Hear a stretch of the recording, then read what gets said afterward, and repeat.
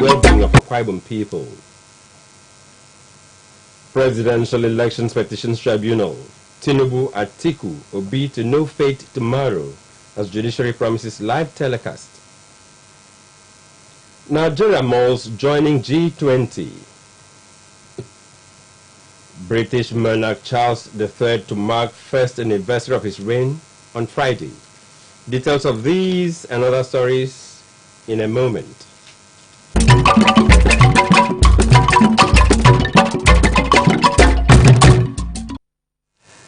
Good afternoon and thanks for joining us. I am Akaniyene Upong.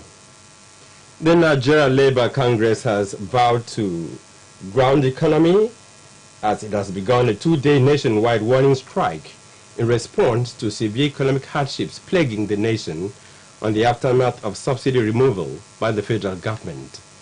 This move has garnered widespread support from key stakeholders, including the banking sector, civil society organizations, and workers' unions, as they unite to address the growing economic crisis in the country. The National Union of Banks, Insurance and Finance Institutions Employees, the umbrella organization representing workers in the banking and insurance industry, on Monday vowed to take part in the strike, effectively shutting down financial activities across Nigeria.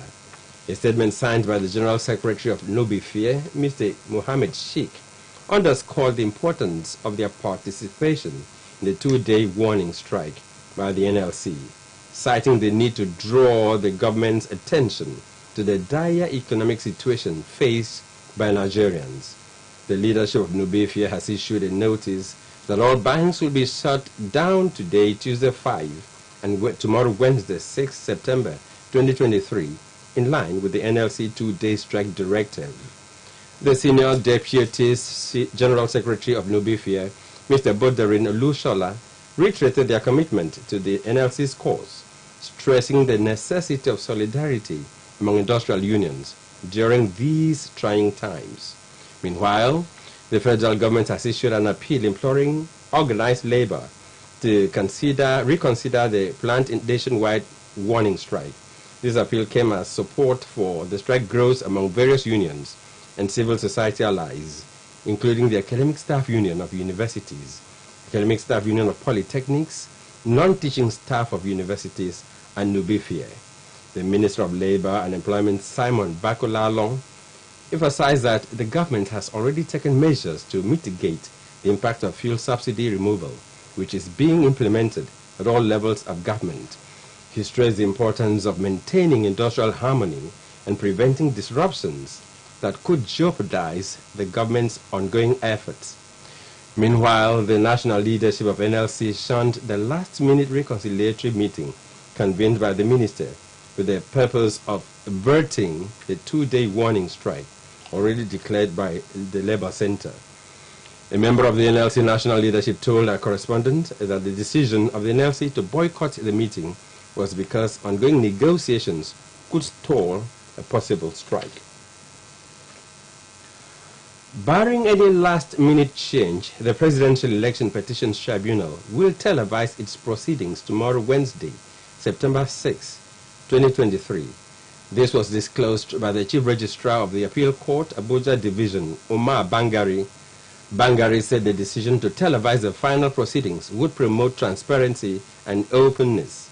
He said the judgments will be televised live by interested television stations for the public to follow. Presidential candidates of the Labour Party, Peter Obi, Atiku Abubakar of the People's Democratic Party, PDP, are challenging the victory of President Bola Tinubu during the February 14 presidential election at the tribunal. The Independent National Electoral Commission, INEC, had declared Tinubu winner of the last presidential elections. Nigeria, Africa's leading oil producer and largest economy, is actively assessing the prospects of becoming a G20 member, the country's presidential office disclosed. The final decision will be made after consultations are concluded. Nigeria's President Bola Ahmed Tinubu is slated to attend the 18th G20 Leaders Summit in New Delhi on September 9 and 10.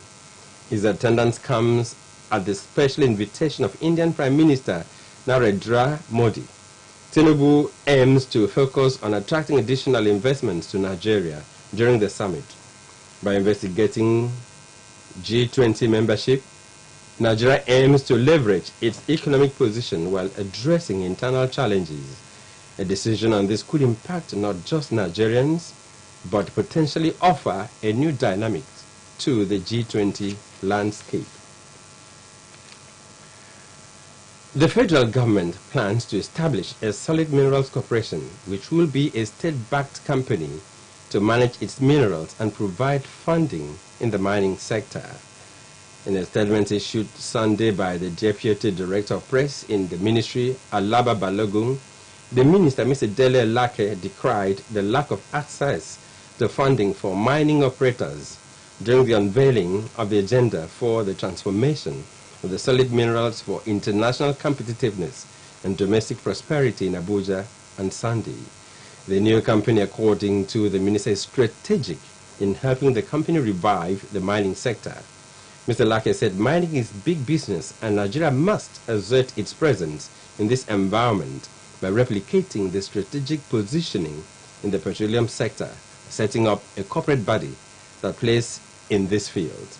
Consequently, Alake said the ministry will work towards incorporation of the Nigerian Solid Minerals Corporation. You're still watching Channel 45 News at noon. Nigeria is assessing prospects of becoming a G20 member. Federal government to establish Solid Minerals Corporation. These and more when we return. Stay with us.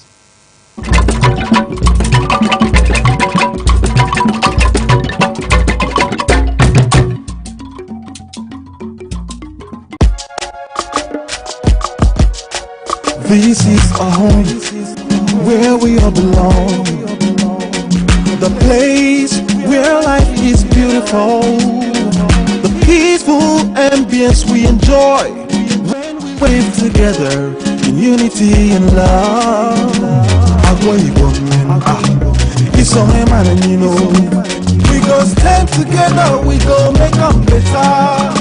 We be brothers and sisters. No matter where we day, that's why you born in it. It's all about you know.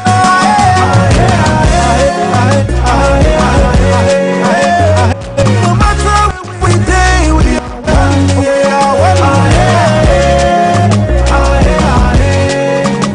Let's live together in peace and harmony.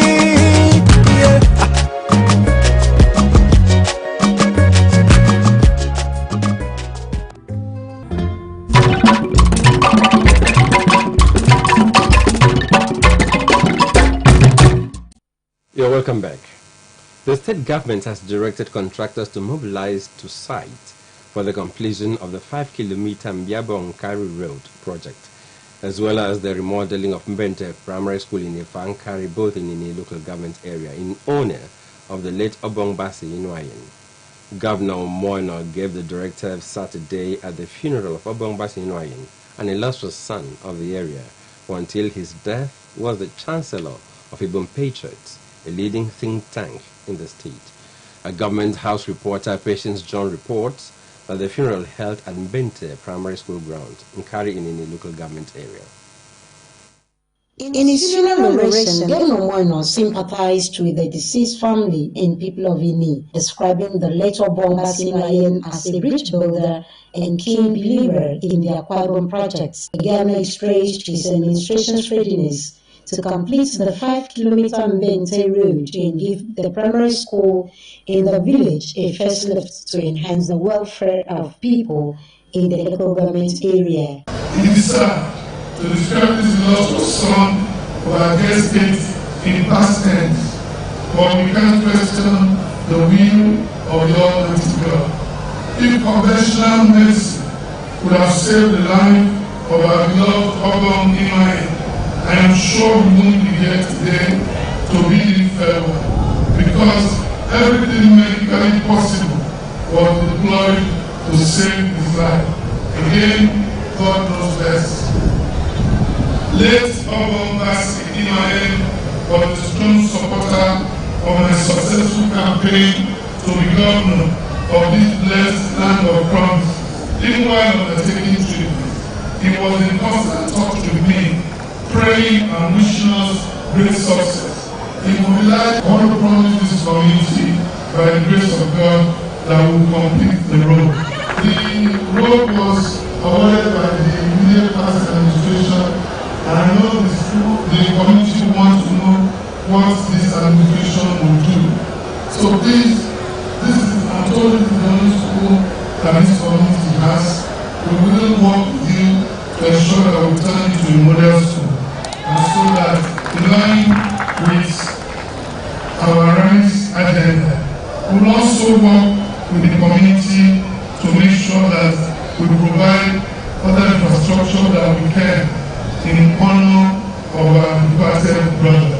On boundary issues in the area, Governor Moino said Akbc, the deputy governor, is working with stakeholders in the affected communities for peaceful resolutions. The boundary crisis, the deputy governor is already working on that, and for those meetings with our neighbors and the boundary commission, we know that very soon there will be a solution. The Catholic Bishop of Akbc Diocese, Very Reverend Camilo Sumo, who was represented by the Very Reverend John Ebebe, appreciated the state government's support to the family in their time of grief.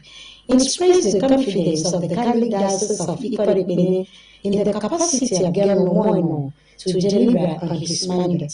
Patience John, Akbc News. As part of a conscious effort to worship in rural communities in order to identify and respond to challenges at the grassroots, Governor Moino Sunday worshipped at the Presbyterian Church of Nigeria, Ikolandemitam, in Itu local government area. Addressing the worshippers, the governor said he will continue to be accountable to the people by improving on their living conditions. Again, Government House reporter Patience John tells us more.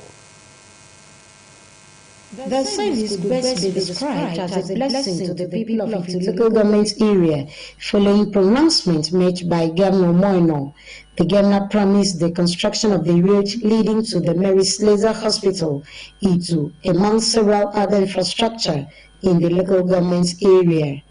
Our policy is to see how we can improve the rural communities.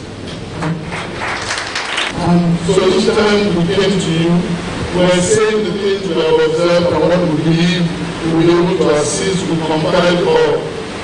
I have looked at that of it too. I have seen that we are making progress already. One of the things you remember we talked about the Minister of Road. We will complete it. Don't worry, sir. We will complete it. We talked about the Tabernacle Road. Sure, we fixed it now. They are working on it. On that road, we said we're going to do as the road leading to the Panama Ruler's house. That road was already awarded, and what is left is to mobilize the contractor and fund for that project. Panama Ruler, that we will do it. Yes, we are working on the industrial park right now. And you can see the massive development that is going on because there will be jobs. And I spoke with the chairman the other day about the motor park, looking for a design. And thank God the commissioner for special duties is from here. So if you don't get the motor park, who is responsible? And then we can commence work in that motor park and make sure that we can move all these trailers out of the road. A sermon by the Deputy Clerk of the General Assembly, Presbyterian Church Nigeria, Right Reverend Victor Iko, drew the people's attention to the need to lead godly and contented lives. Now, godliness with contentment is great gain, for we brought nothing into this world, and it is certain that we can carry nothing out. Intercessory prayers, praise, and worship session formed part of the church service.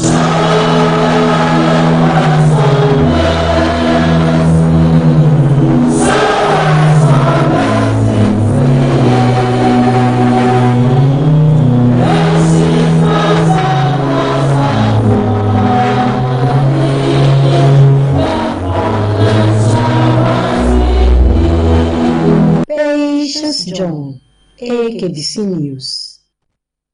For the family members of Michael Achibong, a retired staff of Akbc, September every year will remind them of the painful exit of their father, brother, and son, who passed on at 61. The funeral, which held at Community Secondary Commercial School, Biakwitam, was conducted by the Salvation Army, Biakwitam Corps. Eyareno Corps brings the sights and sounds of the funeral. It was amazing to witness the wife of the late Michael Achibong, Lucy, the children and family members turning the tears of losing her husband and father into the celebration of his life and times.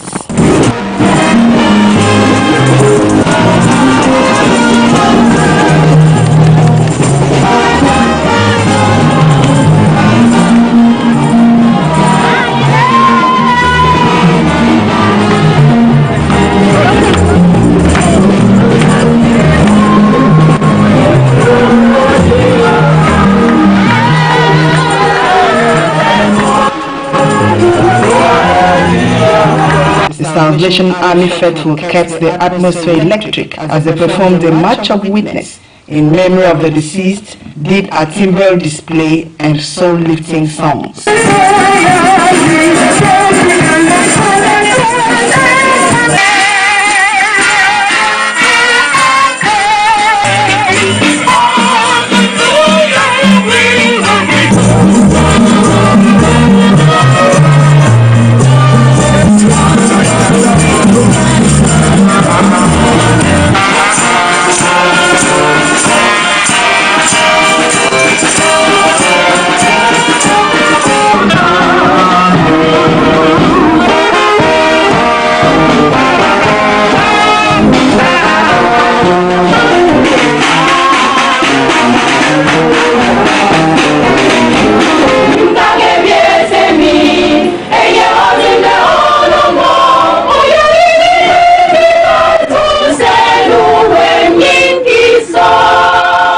In their tributes, one of the sons, Michael Jr., friends, colleagues, and the church described the deceased as an amiable man who was always smiling, easygoing, and hardworking. I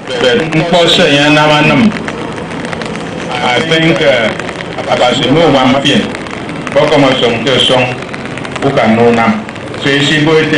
it was how long you live, but how much you achieve. He mentored us. He was a husband, a father, a friend, a brother, and above all, was always there to be a motivation. Mike was one of the most humble colleagues I worked with. He was a very forthright, sincere, and truthful person.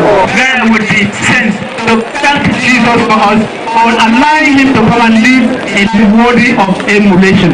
The Akbc TV Chapel, in a condolence message read by the Vice Chairman, Eyareno Paul, said Mike, as he was fondly called in the TV newsroom, was a committed member of the union who served as a Vice Chairman and editor in different administrations, a dependable ally and an epitome of life. Even as they devoted his time and resources to counseling and to mentoring younger ones. As difficult as this passing may be, we urge you to take solace that your late father has finished his early course with lasting impressions on the sands of time. In his message at the funeral, Major Friday, who preached on live as a human, not as an animal, said human beings who God created in his image are now envying animals and behaving like them, urging the congregation to shun bad attitude.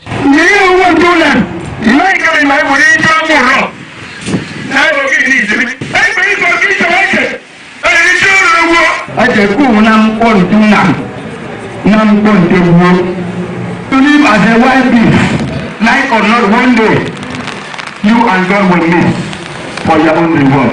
The biography of late Michael Achibong revealed that he was known for his resilience, constant hard work and passion exhibited in his office, the Akbc TV, which he joined on October 2, 1990 and retired in 2022. He was said to be a committed Christian who served passionately in God's vineyard, chairman of Ibiakuitam Village Council and a progenitor of Ibiakuitam Community Games. The remains of the late Michael Achibong were later buried in his compound at Ibiakuitam in its local government area. Akbc News. May his soul rest in perfect peace. Amen. And now to the foreign scene. Britain's Charles III has reached the milestone of his first year as king this week, with the reign so far characterized by a smooth transition from that of his late mother, Queen Elizabeth II. The anniversary on Friday is expected to be marked privately, given the date is also that of his mother's death at the age of 96. Charles was officially crowned alongside his wife Camilla on May 6 at London's Westminster Abbey in front of royalty and global leaders.